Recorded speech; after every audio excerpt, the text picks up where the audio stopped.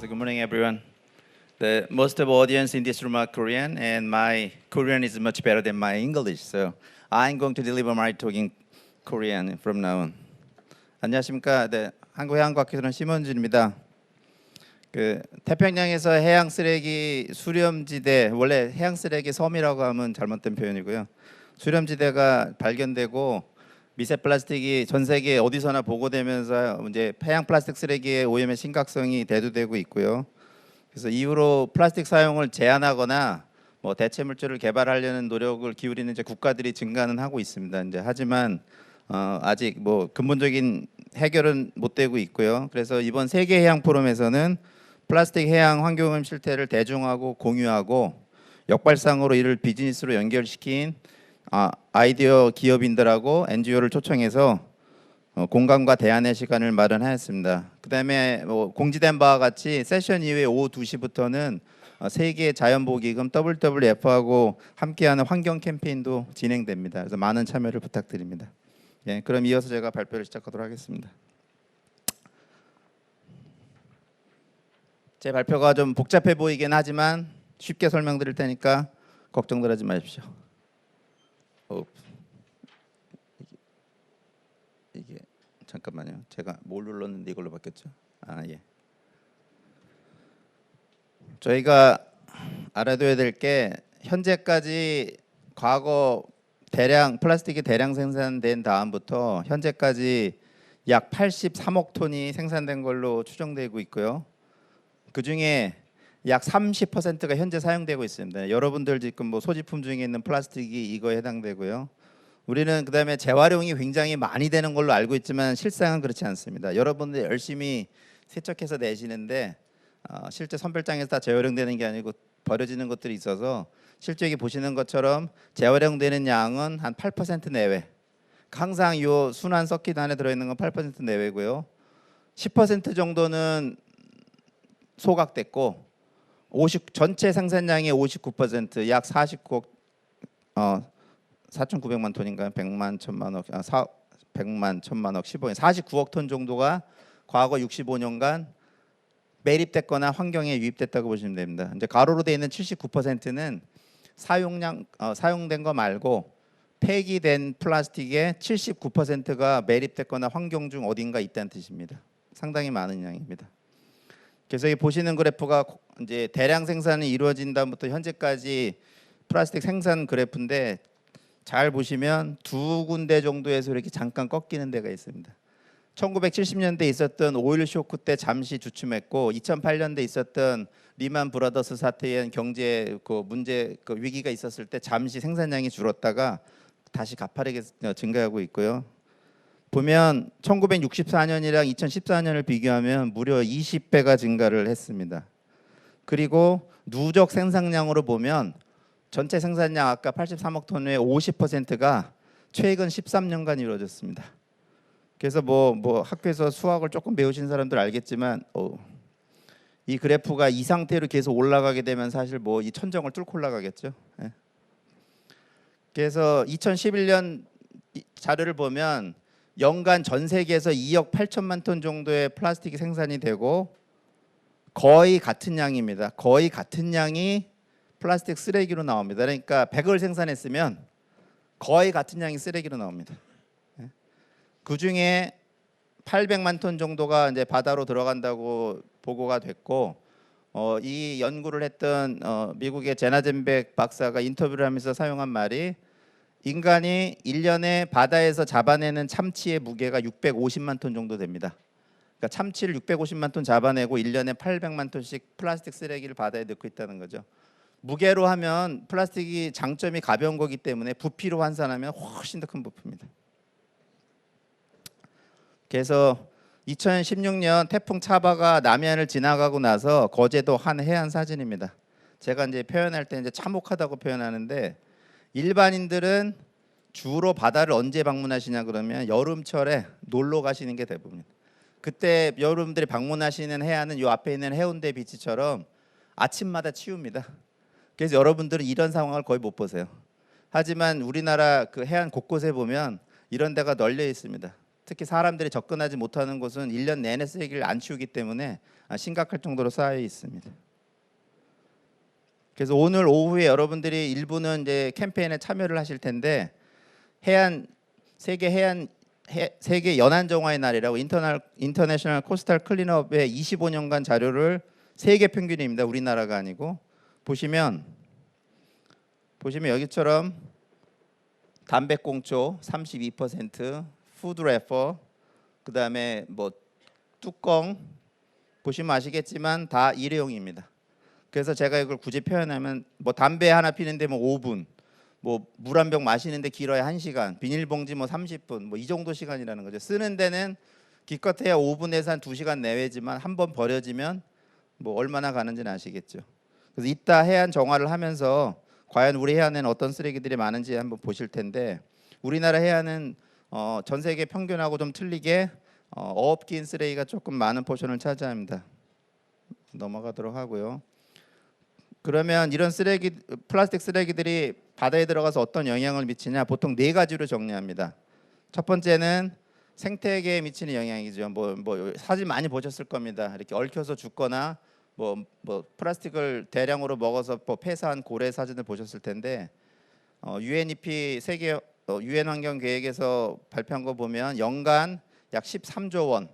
근데 과학자들은 이거보다 훨씬 피해가 클 것으로 예상하고 있고요. 두 번째가 이제 심미적인 영향이라서 관광 피해입니다. 보면 여기 두 번째 있는 사진이 유명한 관광지 하나인 매물도입니다. 매물도에 쓰레기가 모여 있는 사진이고요. 저희가 거제도의 태풍 이후에 나왔던 관광 피해를 조사를 해봤더니 1년에 약 400억 정도 한 해에. 그래서 외국의 논문으로 나왔고 많이 인용되고 있습니다. 이제 세 번째가 수산업 피해인데 두 종류가 있습니다. 자원을 줄여서 생기는 피해가 있고 잡는 과정 중에서 쓰레기가 같이 올라오기 때문에 그걸 처리하는 비용이 있는데 경상남도에서 1년에 생기는 수산업 피해가 약 1,300억 정도로 추정돼서 유엔 보고서에 들어가 있습니다. 네 번째는 여러분들이 잘 모르시는데 올해만 벌써 2건이 있었습니다. 그래서 전남도에서 3명이 죽고 최근에도 보트가 하나 전복돼서 2명이 다행히 구조가 됐는데 발단은 다 부유와 있는 플라스틱 쓰레기입니다. 특히 로프입니다. 그래서 내비게이션을 항행 안전이라 그러는데 이 배가 추진기에 쓰레기가 걸려서 추진력을 잃어버리면 굉장히 위험합니다. 그래서 올해 전남에서 어선이 전복돼서 3명이 죽은 사고도 로프 하나가 걸려서 죽었어요. 로프 하나. 그러니까 잘못 버려진 로프 하나가 사람의 생명을 위협할 수 있는데 여러분이 거의 모릅니다. 우리나라에서 발생하는 해양 선박 사고의 11% 정도가 이 플라스틱 쓰레기 때문에 발생합니다. 연세가 있으신 분들은 아시겠지만 과거 서해에 있었던 서해 위도 폐료 사건으로 290몇 명이 죽었는데요. 물론 정원을 무지하게 초과한 뭐 승선이라든가 악천후 뭐 출항 이런 건 항상 따라 나온 얘기지만 그때도 발단은 로프에 프로펠러가 감기면서 추진력을 잃어서 전복됐어요. 그러니까 이 로프 하나가 수백 명의 목숨을 앗아갈 수도 있다는 걸 여러분들이 아셔야 됩니다. 그러니까 이런 문제들은 최근에 생긴 게 아니라 과거 20, 30년 동안 우리 해양에서 계속 벌어져 왔던 일인데 사람들이 관심이 없었던 거죠. 왜? 자기한테 당장 닥치는 문제가 아니라고 생각했던 거예요. 그러다가 왜 이렇게 가시 쓰레기가 이슈가 됐냐? 미세 플라스틱 때문이죠. 이제 자기 입으로 들어온다고 이제 느끼기 시작한 거죠. 바다새가 죽거나 해양 포유류가 죽어가는 것 정도는 뭐 상관없었다가 이제 자기 입으로 플라스틱이 들어온다고 하니까 난리를 친다는 겁니다. 아이러니하죠. 그게 인간이죠. 그래서 보통 우리가 어떻게 배우냐 그러면 플라스틱은 생산하는데 5분, 뭐 썩는데 500년이라고 배우거든요. 초등학교 때 지금도 배우고 있습니다. 근데 그거는 바이오디그레데이션, 그러니까 생분해로 치면 맞습니다. 뭐 가끔씩 여러분들 뉴스에서 나오는데 무슨 미생물이나 뭘 발견해 갖고 플라스틱을 금방이라도 생물학적으로 해결할 것처럼 나오지만 그거는 실험실에서 가능하고요. 사실은 환경에서 불가능합니다. 그래서 환경에서는 이렇게 그냥 놔두면 수백 년 가지만 광분해를 보면 그렇지 않다는 거죠. 여러분 눈으로는 안 보이지만 요 옆에 보이는 게 전자현미경 사진인데 실제로는 벌어지는 일입니다. 실제로는. 그러니까 표면은 그냥 약간 거칠어진 것처럼 보이지만 거기서 자외선에 의해서 플라스틱이 일부 분해가 되면서 이런 엄청난 조각들이 만들어집니다. 그게 바로 미세 플라스틱이고요. 이게 우리나라 마산만에서 저희 연구팀이 조사한 거를 보여드리는 겁니다. 강물, 하수육 말처리장 방류수, 대기, 해수, 바다에 살고 있는 생물들 체내에서 발견된 미세 플라스틱이고요. 보시는 바와 같이 폴리머 종류, 크기, 형태를 보실 수 있는데 당연히 눈으로 안 보이기 때문에 이렇게 현미경 사진으로 보셔야 됩니다. 그래서 왜 미세 플라스틱이 그러면 문제가 됐고 제 발표 제목처럼 패러다임이 어떻게 전환되느냐. 첫 번째 아까 기존에 우리가 보고 있던 중대형 플라스틱 쓰레기가 갖고 있던 문제점을 알려드렸습니다. 그거는 절대로 없어진 게 아니고 그대로 남아 있어요. 다 미세 플라스틱 바뀐 게 아니기 때문에. 그러면서 새로운 이제 변화가 생겨서 패러다임이 바뀌는데 첫째는 숫자가 증가합니다. 같은 폴리스타이렌이 이만한 크기에서 다 같은 폴리스타이렌입니다. 이렇게 작아져 나노 크기까지 하마 크기에서 바이러스 크기까지 존재한다는 거죠. 단 여러분이 눈으로 볼 수 있는 건 여기까지입니다. 여기까지. 여기는 눈으로 볼 수 없죠. 그러면 숫자는 기하급수적으로 증가하고 바이오 어벨리비티라고 되는 생물 이용도입니다. 그러니까 이 큰 거는 먹을 수가 없지 않습니까? 근데 작아지게 되면 이제 동물 플랑크톤까지 먹을 수 있게 됐고 당연히 먹는 생물 종류도 증가하고 이제 사람도 노출되는 거죠. 사람의 눈으로 보면 당연히 안 먹죠. 근데 눈에 안 보이니까 이제는 어쩔 수 없이 먹게 되는 겁니다. 그다음에 기본적으로 작아지면 독성이 증가하고요. 마지막 두 가지가 이제 어려운데 당연히 검출이 어렵다는 거예요. 비닐봉지에 걸려서 죽으면 사인을 알게 되는데 미세 플라스틱을 먹어서 죽으면 이게 기후변화 때문에 죽은 건지 중금속 때문에 죽은 건지 경쟁하다가 죽은 건지 알 수가 없습니다. 마지막으로 클린업 디피컬티입니다. 제가 디피컬티라고 쓴 이유는 입자기 때문에 기술적으로 제거는 가능합니다. 그냥 이렇게 여과하면 돼요. 근데 환경적으로 불가능합니다. 작은 입자를 제거하려고 그러면 당연히 다른 작은 생물도 동시에 죽여야 됩니다. 걸러야 되기 때문에. 그다음에 경제적으로 이코노미컬 임파서블입니다. 왜냐하면 개방된 환경에 전 세계 어디나 분포하고 있기 때문에 물론 이제 뒤에 발표자가 하겠지만 일부 제한된 항구라든가 이런 곳에서는 제거할 수 있지만 환경 중에 광범하게 퍼져 있는 거를 수거한다는 건 경제적으로 불가능합니다. 그래서 전 세계 어디서나 보고되고 여러분들 뭐 언론에 하도 많이 노출이 돼서 이거 쭉 보시면 됩니다. 해양 환경 중에는 연안에서 외해까지 표층수에서 마리아나 해구까지 저 극지방에 있는 뭐 빙하에서도 발견되고 있고요. 그러면 해양에서 연구가 시작됐지만 해양에만 있냐? 육상의 토양, 대기, 뭐 대기라는 건 실내 공기질 이 안에도 있습니다. 여러분이 지금 호흡하는 이 공기 중에도 있고요. 그 다음에는 이제 먹는 거죠. 수산물만이 문제되는 게 아니라 물, 수돗물, 뭐 먹는 뭐 거의 다 들어있다고 보시면 되고, 예. 결국은 다양한 경로로 이제 노출이 되게 된 거죠, 인간도.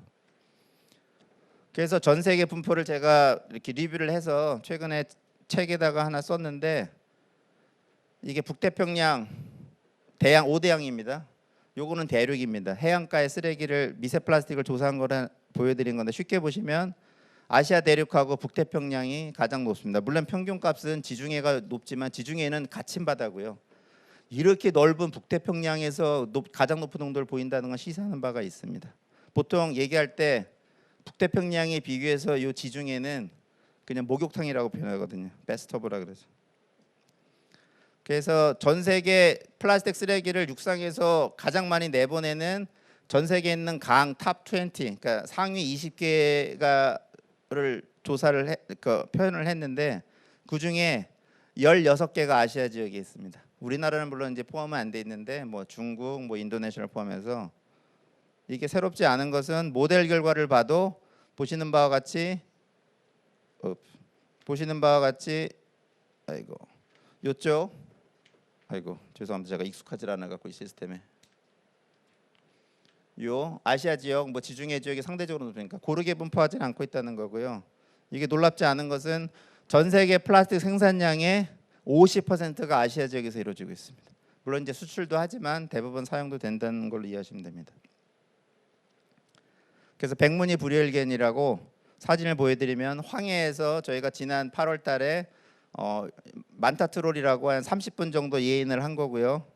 보시는 바와 같이 플라스틱이 표층이 떠 있습니다. 저희도 30분 예인하면 조금 부족하지 않을까 싶었는데 충분한 양의 플라스틱이 채취가 돼서 저희도 놀랬고요. 물론 53개 정점 중에 모든 정점이 이런 건 아니고 한 6, 7개 정점에서 한 이 정도가 발견됐습니다. 해안 같은 경우는 아까 큰 사진 보여드렸지만 이렇게 방영구 50cm 깊이 5cm를 저희가 파보면 다음과 같이 미세 플라스틱 이만큼이 나옵니다. 이거는 좀 이제 최악의 시나리오로 오염된 해안이고요. 왜 그러냐면 해안가에서는 지자체에서 눈에 보이는 중대형 플라스틱은 제거를 합니다. 정규적이 됐든 비정규적이 됐든. 그러면서 작은 크기는 치우질 않기 때문에 계속 쌓입니다. 그래서 이만한 양이 있는 거예요. 이만한 양. 세 번째 이슈는 이제 오염을 관리할 때 제일 중요한 것 중에 하나가 오염 추세입니다. 오염이 이렇게 뭐 증가하다가 이렇게 좀 주춤하다 그러면 뭐 미래에는 뭐 비슷할 수도 있지만 뭐 감소 추세라 그러면 좀 덜 관리해도 되지만 증가 추세다 그러면 미래를 걱정해야 되는 거죠. 환경 문제를 생각하실 때는 반드시 시간을 생각하셔야 됩니다. 보시는 바와 같이 1960년대 이후에 아까처럼 쓰레기 생산량이 증가한 만큼 전 세계 플라스틱 오염도 증가한 걸로 계속 과학적 보고들이 있고요. 이게 조사 자료입니다. 그 북대서양에서 최근에 나온 논문이고요.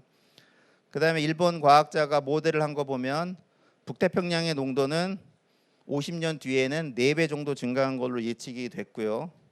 네덜란드 과학자가 최근에 발표한 논문을 보면 2100년에는 지금보다 80배 정도 해수, 퇴적물, 해안 할 거 없이 80배 정도 증가합니다. 그러니까 현재의 사용 통계를 그대로 유지할 경우에. 그 다음에 네 번째는 아까 잠깐 보여드렸지만 결국은 플라스틱 이 해양이 환경 중에 노출이 되면 거기서부터 이제 수많은 미세 플라스틱 또는 초미세 플라스틱, 나노 플라스틱이 만들어지는데 뭐 대표적인 건 몇 개만 여기 보여드린 겁니다. 이게 이따 레이첼이 발표를 할 텐데 요 텍스타일이죠. 제일 뭐 흔하게 입는 플리스 자켓 같은 거 하나만 한 사이클만 여러분이 세탁을 하시면 뭐 논문에 따라 좀 틀리긴 하지만 수십만 개의 미세 섬유가 만들어진다. 저희 실험실도 한번 확인을 했고요. 그 다음에 두 번째는 이제 자동차 타이어입니다. 자동차 타이어에는 약 70%가 천연 고무고 30% 정도 합성 고무로 이제 플라스틱 계열로 치는데 사용 중에 마모에서 엄청난 양의 미세 플라스틱이 만들어진다. 위에 두 개는 환경 중에 버려져서 만들어지는 미세 플라스틱이 아니라 사용 중에 나오는 미세 플라스틱 여러분들이. 세 번째는 환경 중에 버려지면 아까 보여드렸던 풍화를 거치면 플라스틱 병 하나를 몇 년간 그냥 놔두게 되면 거기서만 수조 개의 플라스틱이 생깁니다. 수조 개. 실험 결과 하나만 잠깐 보여드리면 뭐 요거는 발포스티렌, 폴리에틸렌, 폴리프로필렌인데 시간이 지나면 이렇게 풍화가 이루어집니다. 여러분 눈으로는 못 보지만 풍화가 진행이 되고 실제로 미세 플라스틱이 만들어지는데 요거 그냥 복잡하지만 이제 증가한다는 거죠. 그래서 저희가 계산을 해보면 이런 부위 하나가 1년 동안 노출되면 여기서 생기는 미세 플라스틱 개수가 1조 개 정도 생깁니다. 1조 개. 뭐 숫자로 표현하면 이제 무지 크죠. 그러니까 쓰레기 하나를 여러분이 버리면 거기서 어마어마한 양의 미세 플라스틱이 발생된다고 보시면 됩니다. 그럼 플라스틱이 그냥 뭐 보기 싫은 고용물이냐 아니라는 거죠. 플라스틱을 만들 때는 엄청나게 많은 종류의 첨가제가 들어갑니다. 또는 이제 기름 성분이기 때문에 오염물질을 흡착하기도 하는데 그 첨가제 종류는 뭐 이루 말할 수가 없고요. 그 중에 상당수는 몸에 안 좋은 물질들이 있습니다. 물론 안전성 평가는 돼 있는데 과다하게 노출돼서 좋을 게 없는 물질이라는 거고요. 그래서 미세 플라스틱에 노출된다는 거는 입자만 먹는 게 아니라 거기 있는 화학 물질을 같이 먹게 되는 거고요.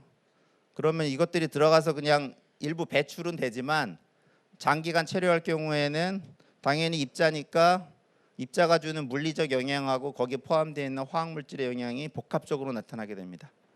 이런 것들은 연구는 되고 다행인 거는 실험실에서의 당연히 독성학자들이 많은 양의 미세 플라스틱을 투여해서 영향을 보기 때문에 독성이 보이지만 뭐 현장에서 아직까지 그게 확인된 바는 없습니다. 이제 확인하기도 쉽지 않고요. 하지만 이제 우려점은 있다는 거죠. 그러니까 저희가 이제 실험실 결과인데 미세 플라스틱이 눈에 안 보이니까 형광을 표지를 해서 먹여보면 주플랑크톤, 동물 플랑크톤입니다. 이렇게 뭐 성체뿐만 아니라 이제 유생도 먹게 되고 요 위에 거는 복잡해 보이는 쉽게 설명드리면 2세대 생식력에서 문제가 생깁니다.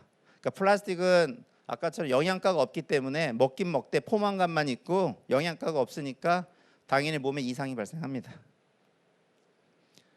일곱 번째, 많은 일반인들이 궁금해하는 내가 얼마나 미세 플라스틱을 먹냐. 이게 우리나라에서 시판되고 있는 겁니다. 서울, 부산, 광주 수산물 시장에서 산 폐류 4종. 제가 굳이 표시는 안 했습니다. 왜 표시 안 했냐? 표시를 해놓으면 또 그것만 안 먹으면 되는 줄 아세요. 굴, 홍합, 바지락, 가리비입니다. 보시면 아까 환경 중에 보여드린 것처럼 다양한 미세 플라스틱이 있습니다. 왜 저희가 폐류를 했냐? 어류는 내장을 제거하고 먹으면 우리 노출이 안 되지만 폐류는 제거할 수 없기 때문에 그냥 먹거든요. 피할 방법이 없습니다. 그러면 질문합니다. 먹어도 되냐고. 저는 그냥 드시라 그래요.